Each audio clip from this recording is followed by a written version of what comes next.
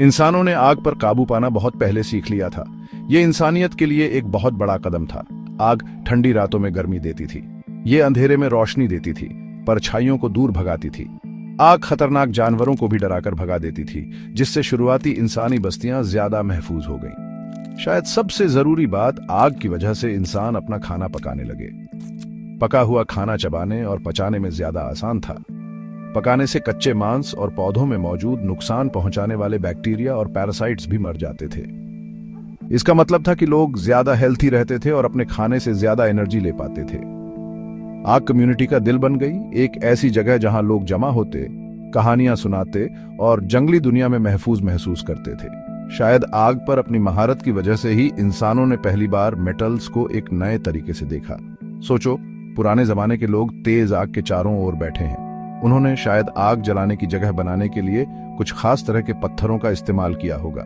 इनमें से कुछ पत्थर जब बहुत ज्यादा गर्म होते होंगे तो उन्हें देखकर वो हैरान रह जाते होंगे। पत्थर से एक चमकदार लिक्विड चीज रिसकर बाहर निकलती होगी। ये लिक्विड ठंडा होकर एक नए अजीब मटेरियल में बदल जाता होगा। ये मटेरियल था मेटल। इस तरह खोजा गया पहला मेटल शायद कॉपर था। कॉपर कभी कभी अपने प्योर नेटिव रूप में मिल जाता है, लेकिन कॉपर ओर्स वाले पत्थरों को गर्म करने से उसे ज्यादा मात्रा में पाने का तरीका पता चला।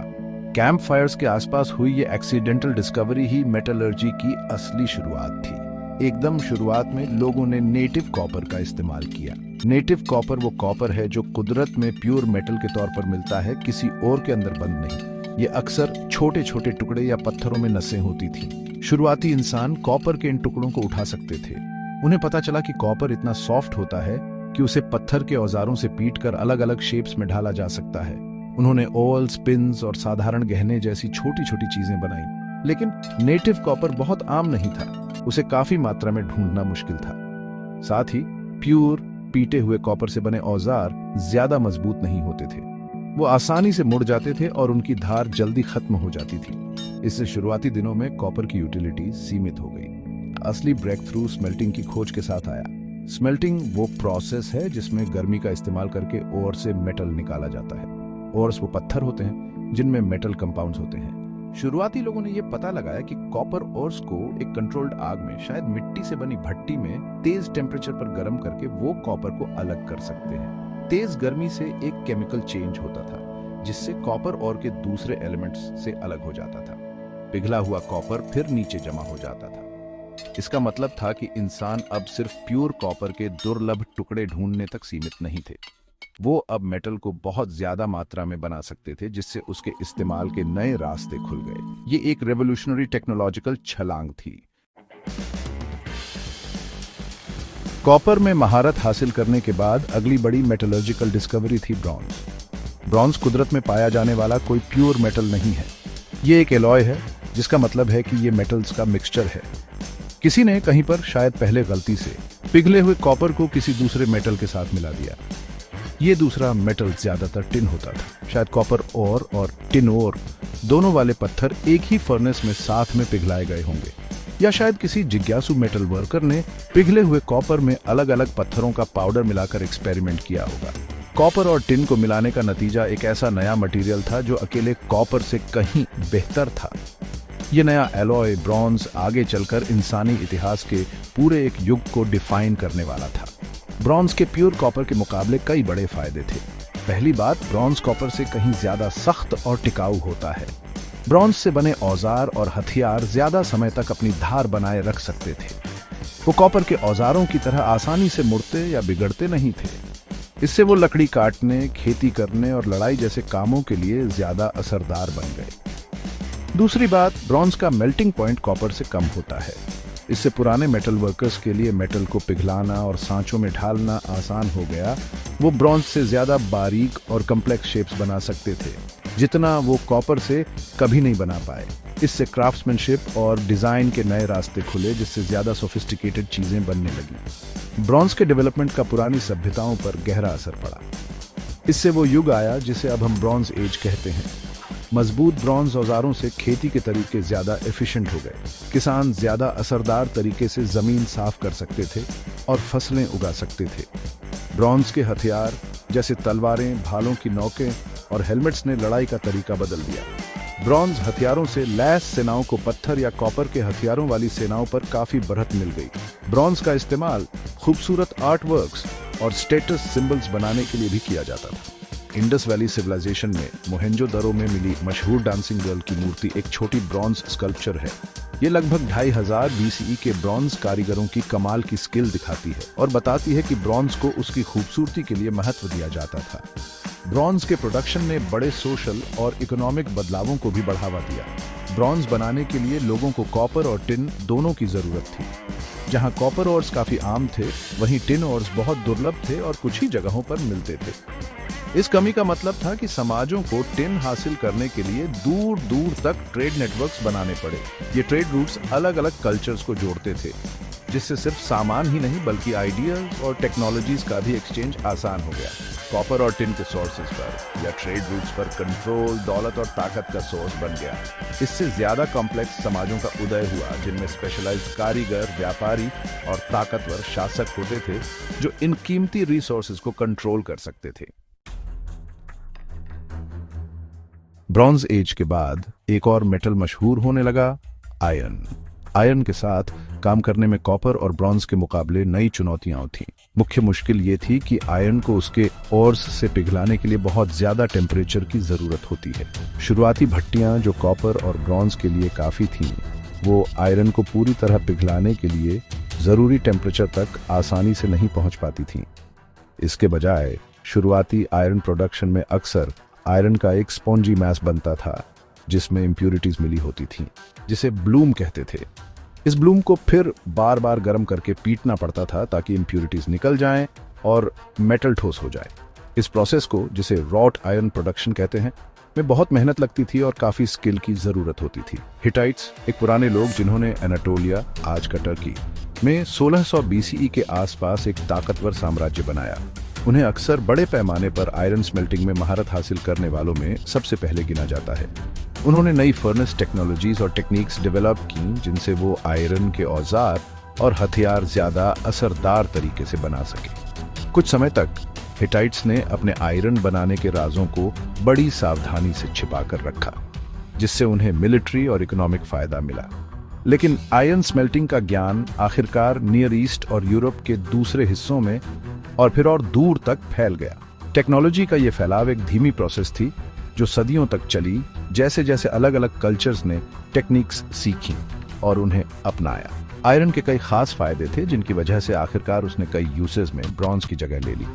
सबसे बड़ा फायदा था आयरन ओर्स का बड़े पैमाने पर मिलना। कॉपर और खासकर टिन ओर्स के उलट आयरन ओर्स दुनिया के कई हिस्सों में भरपूर मात्रा में पाए जाते हैं। इसका मतलब था कि आयरन ज्यादा लोगों और समाजों के लिए पोटेंशियली एक्सेसिबल था। एक बार इसे पिघलाने की टेक्नोलॉजी में महारत हासिल हो गई तो आयरन को ब्रॉन्ज से सस्ता और ज्यादा मात्रा में बनाया जा सकता था। इसके अलावा हालांकि शुरुआती रॉट आयरन हमेशा अच्छी क्वालिटी के ब्रॉन्ज से ज्यादा सख्त नहीं होता था, बाद में कार्बराइजिंग, स्टील बनाने के लिए कार्बन मिलाना जैसी टेक्निक्स के डेवलपमेंट से आयरन के औजार और हथियार ताकत और टिकाऊपन में कहीं बेहतर हो गए। ब्रॉन्ज से आयरन में बदलाव, जिसे आयरन एज कहा जाता है, का कुछ मायनों में डेमोक्रेटाइजिंग असर हुआ। क्योंकि आयरन और ज्यादा आम था, ज्यादा समाज इस नए मेटल का इस्तेमाल कर सकते थे। अब सिर्फ अमीर एलाइट्स या ताकतवर राज्य ही बड़ी मात्रा में मेटल के औजार और हथियार अफोर्ड नहीं कर सकते थे। किसान आयरन टिप्ड हल ले सकते थे जो सख्त मिट्टी को तोड़ने में ज्यादा असरदार थे, जिससे फूड प्रोडक्शन बढ़ा। आम सिपाहियों को आयरन के हथियार दिए जा सकते थे, जिससे लड़ाई का तरीका बदल गया और पावर बैलेंस भी बदल सकता था। एक सस्ते मजबूत मेटल की मौजूदगी ने कई अलग अलग कल्चर्स में और ज्यादा इनोवेशन और सामाजिक विकास को बढ़ावा दिया। दिल्ली का आयरन पिलर, जो 1600 से ज्यादा सालों से बिना ज्यादा जंग लगे खड़ा है, पुराने भारत की एडवांस्ड आयरन बनाने की स्किल्स का सबूत है। सेक्शन 4, सभ्यता को ढालना, मेटलर्जी का समाज पर व्यापक प्रभाव। मेटलर्जी का विकास, जिसमें कॉपर, ब्रॉन्ज और फिर आयरन शामिल है, ने इंसानी सभ्यता के लगभग हर पहलू पर एक ट्रांसफॉर्मेटिव असर डाला, जो सिर्फ औजारों और हथियारों से कहीं आगे तक गया। खेती में मेटल के औजारों के आने से एक क्रांति आ गई। ब्रॉन्ज और बाद में आयरन की दरांती ने फसल काटना तेज और ज्यादा एफिशिएंट बना दिया। मेटल की कुल्हाड़ियों से खेती की जमीन के लिए जंगलों को तेजी से साफ किया जा सका। सबसे महत्वपूर्ण कृषि इनोवेशन मेटल टिप्ड हल था। खास तौर पर आयरन के हल ज्यादा भारी उपजाऊ मिट्टी को तोड़ सकते थे, जिसे लकड़ी या पत्थर के औजारों से जोतना मुश्किल था। खेती लायक जमीन के इस विस्तार और खेती में बढ़ी हुई एफिशिएंसी से ज्यादा फूड सरप्लस हुआ, जिससे बड़ी आबादी और ज्यादा कॉम्प्लेक्स समाजों को सपोर्ट मिल सका। लड़ाई और राजकाज में मेटल्स ने नई डायनामिक्स पैदा की। ब्रॉन्ज हथियारों ने उन्हें रखने वालों को एक खास फायदा दिया, जिससे वॉरियर एलाइट्स और ज्यादा ऑर्गेनाइज्ड मिलिट्री फोर्सेस का उदय हुआ। बाद में आयरन हथियारों के विकास ने सेनाओं को और भी ज्यादा ताकतवर बना दिया। मजबूत तलवारों, भालों की नोकों और आर्मर ने मिलिट्री टैक्टिक्स और लड़ाइयों के पैमाने को बदल दिया। जो शासक मेटल हथियारों के प्रोडक्शन और डिस्ट्रीब्यूशन को कंट्रोल कर सकते थे, वे अपने इलाके बढ़ाने, अपनी सीमाओं की रक्षा करने और अपनी आबादी पर कंट्रोल बनाए रखने में बेहतर थे। इससे बड़े राज्यों और साम्राज्यों के बनने में मदद मिली। सेनाओं को मेटल से लैस करने की क्षमता पॉलिटिकल पावर और स्टेबिलिटी का एक अहम हिस्सा बन गई। मेटलर्जी ने ट्रेड और इकोनॉमिक ग्रोथ को बढ़ावा देने में भी अहम भूमिका निभाई। खास ओर्स की जरूरत, खासकर ब्रॉन्ज के लिए टिन की, ने दूर दूर तक फैले ट्रेड नेटवर्क्स को जन्म दिया। इन नेटवर्क्स ने दूर दराज के इलाकों को जोड़ा, जिससे न सिर्फ मेटल्स बल्कि टेक्सटाइल्स, मिट्टी के बर्तन, मसाले और लग्जरी आइटम्स जैसे दूसरे सामानों का भी एक्सचेंज आसान हुआ। सामान की आवाजाही का मतलब लोगों और आइडियाज की आवाजाही भी था, जिससे कल्चरल एक्सचेंज और इनोवेशन हुआ। मेटल खुद इंगट्स या स्टैंडर्डाइज्ड औजारों के रूप में कभी कभी शुरुआती करेंसी या वैल्यू स्टोर करने का काम करता था। ट्रेड की ग्रोथ ने दौलत बनाने में मदद की और दुनिया के अलग अलग हिस्सों में मर्चेंट क्लासेस और मार्केट इकोनॉमीज के विकास को बढ़ावा दिया। मेटलर्जी के उदय ने सोशल स्ट्रक्चर्स को भी बदला। इसने नए पेशे और स्पेशलाइज्ड स्किल्स पैदा किए। धरती से ओआरएस निकालने के लिए माइनर्स की जरूरत थी। स्मिथ्स और मेटल वर्कर्स, जिनके पास ओआरएस पिघलाने और मेटल की चीजें बनाने का ज्ञान था, समाज के बहुत सम्मानित सदस्य बन गए। उनकी स्किल्स अक्सर पीढ़ी दर पीढ़ी आगे बढ़ती थी, कभी कभी अलग गिल्ड्स या कास्ट्स बनाती थी। मेटल रिसोर्सेज और प्रोडक्शन पर कंट्रोल से अक्सर सोशल स्ट्रेटिफिकेशन भी आया, जिसमें खदानों के मालिक या मेटल वर्कशॉप्स को कंट्रोल करने वाले लोग दौलत और ताकत जमा करते थे। बनाई गई बारीक मेटल की चीजें भी स्टेटस सिंबल्स का काम करती थी, जो इलाइट्स को आम लोगों से अलग करती थीं और विकासशील सभ्यताओं में सोशल हायरार्कीज को मजबूत करती थीं। सेक्शन 5, पुराने मेटल्स, आज के अजूबे, ब्रॉन्ज और आयरन की स्थायी विरासत। पुराने मेटलर्जिस्ट्स द्वारा ब्रॉन्ज और आयरन के साथ काम करने में डेवलप की गई स्किल्स ने आज की एडवांस्ड मटेरियल साइंस और इंजीनियरिंग के लिए जरूरी नींव रखी, जिस पर हम आज निर्भर हैं। ओआरएस से मेटल्स निकालना, फर्नेस के टेम्परेचर को कंट्रोल करना, अलग अलग एलॉयज के प्रॉपर्टीज को समझना और मेटल को यूजफुल शेप्स में ढालना, ये सब बुनियादी समस्याएं थीं जिन्हें शुरुआती समाजों ने ऑब्जर्वेशन, एक्सपेरिमेंटेशन और इंजीन्यूटी से हल किया। चौथी सदी सी में बना दिल्ली का आयरन पिलर पुराने भारत में आयरन मेटलर्जी की सोफिस्टिकेटेड समझ का एक शानदार सबूत है। 1600 से ज्यादा सालों से जंग के खिलाफ इसकी असाधारण रेजिस्टेंस आज भी साइंटिस्ट को हैरान करती है और बहुत पहले हासिल की गई हाई लेवल स्किल को दिखाती है। इनोवेशन की यह विरासत व आधारशिला है जिस पर मॉडर्न मेटलर्जी बनी है। हालांकि अब हमारे पास बहुत सारे मेटल्स और सिंथेटिक मटेरियल्स मौजूद हैं। ब्रॉन्ज और आयरन का बुनियादी महत्व बना हुआ है। ब्रॉन्ज अपनी कोरोजन रेजिस्टेंस और अकूस्टिक प्रॉपर्टीज के लिए जाना जाता है। आज भी मरीन एप्लीकेशंस जैसे जहाज के प्रोपेलर्स और पानी के नीचे के बेरिंग्स में, साथ ही घंटियों, सिंबल्स और स्कल्पचर्स के लिए इस्तेमाल होता है। आयरन और इसका कहीं ज्यादा वर्साटाइल डेरिवेटिव स्टील आज भी मॉडर्न कंस्ट्रक्शन और इंडस्ट्री की रियर है। हमारे शहरों की पहचान बन चुके ऊंचे स्काईस्क्रेपर से लेकर बड़ी नदियों पर बने पुलों तक स्टील जरूरी मजबूती और टिकाऊपन देता है।